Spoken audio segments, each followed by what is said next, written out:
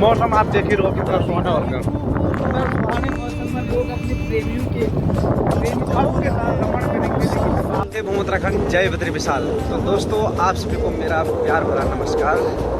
दोस्तों आज हम दोनों मित्र आज भ्रमण कर रहे हैं और इस मौसम को देखिए, आप देख सकते हो किस प्रकार का मौसम हो रखा है। यहाँ बाहर आनंदमय मौसम हो रखा है। तो इस मौसम को देख के आज हमें एक है जब एक यक्षिणी के लिए प्रेम से संबंधित है मेघों द्वारा संदेश भेजता है। तो इसके बारे में हमारी किस्मत जी आपको अवगत कराएंगे। तो जैसे हमारे मित्र दीपक प्रकाश जी ने कहा कि मौसम बड़ा रमणीय हो रखा है, तो इस रमणीय और सुहावना मौसम को देख करके मुझे महाकवि कालिदास विरचित मेघदूत का एक पद्य का स्मरण हो रहा है कि आजकल के ज़माने में अपनी प्रेमिका के पास संदेश पहुंचाने के लिए बहुत सारे माध्यम हैं। तो अपनी प्रेमिका के पास, एक प्रिय के पास आज के ज़माने में बहुत सारे माध्यम हैं अपने संदेश को पहुंचाने के लिए। लेकिन यह बात उस समय की है, ईसा पूर्व 4वीं शताब्दी की, कि कालिदास एक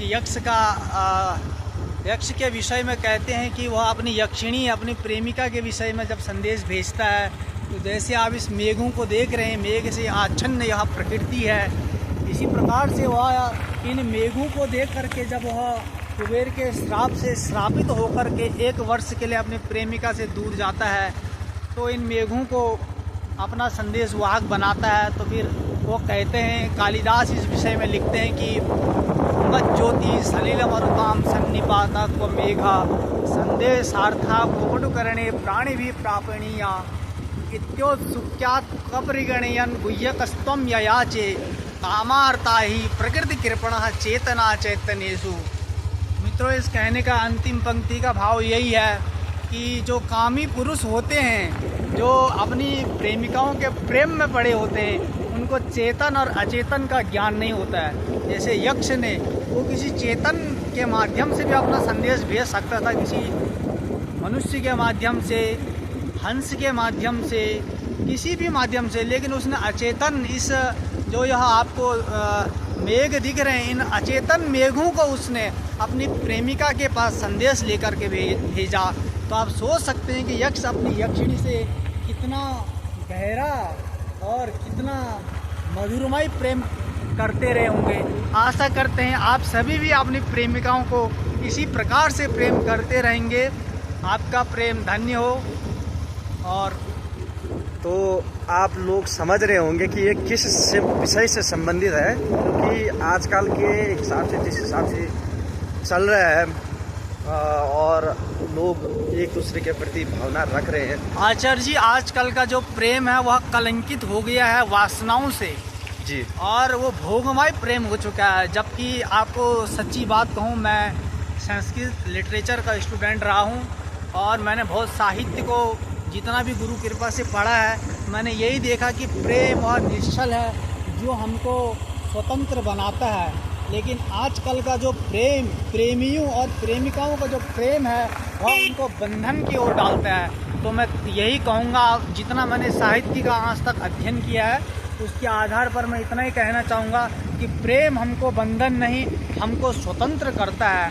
आशा करता हूँ आप अपनी प्रेमिकाओं और प्रेमिकाएं अपने प्रेमी को हमेशा स्वतंत्र करेंगे, ताकि वह भी उन उन्मुक्त गगन के पंछियों के जैसे तो जो प्रेमिकाएं हैं वह भी अपने प्रेमियों को उन्मुक्त गगन में विहग पक्षियों के जैसे स्वतंत्र करेंगे, क्योंकि इस आसमान का लुप्त आनंद उठाते हैं। और शास्त्र जी, आप ये बता सकते हैं कि आजकल के जो प्रेमी हैं उनके लिए संस्कृत से संबंधित जैसे एक मेघदूत होगा, ये भी वर्णन है जैसे, और जैसे मेघदूत है तथा अभिज्ञान शकुंतलम है, जो प्रेमिका, आजकल प्रेमिकाएं इस पुस्तकों को पढ़ सकते हैं। तो 1-2 पुस्तक क्या इसी प्रकार से आपकी जानकारी में है, जैसे यही हो गया, फिर या और भी हैं, तो हमारे जो भी सब्सक्राइबर इत्यादि हैं वो बता सकें आप। जी, मैं आपको यही कहूँगा, अगर आप अपने प्रेम को योगमय बनाना चाहते हैं, तो हम जरूर आपको संस्कृत साहित्य के बारे में जरूर आपको अवगत अवगत कराएंगे। अगर आप अपने जीवन को और अपने प्रेम को भोगमय बनाना चाहते हैं, रुक जा। हाँ, और अगर आप अपने प्रेम को भोगमय बनाना चाहते हैं तो उसके लिए हमारे पास कोई भी निदान और उपचार नहीं है। अगर आप योगमय, तपः योगमय अपना जीवन और अपने प्रेम को बनाना चाहते हैं और इस प्रकार का प्रेम पाना चाहते हैं कि आज हमारे देश का नाम भारत, जो अभिज्ञान शाकुंतलम की शकुंतला, जो आज हमारे देश का नाम भारत है, वह भी एक किसी एक प्रेम प्रसंग से जुड़ा हुआ है कि अभिज्ञान शाकुंतलम की शकुंतला और हस्तिनापुर के चक्रवर्ती सम्राट राजा दुष्यंत, इन दोनों की जो प्रेम कहानी है आचार्य जी, उनके बाद जब इनका प्रेम विवाह, वो भी गांधर्व विवाह होता है, तदनंतर जब राजा भरत का जन्म होता है, उसी चक्रवर्ती सम्राट राजा भरत के नाम से हमारे देश को आज भारत के नाम से जाना जाता है। बिल्कुल। तो कोई पुस्तक वगैरह है तो वो बताइए। तो आप जैसे अभिज्ञान शाकुंतलम पढ़ सकते हैं, मेघदूतम है, मालविकाग्निमित्रम है, और विक्रमोर्वशीयम है, और ऐसे ही बहुत सारे दूत काव्य लिखे गए हैं, जैसे हंस दूतम है, और आधुनिक कवियों ने भी बहुत सारी कृतियाँ लिखी हैं।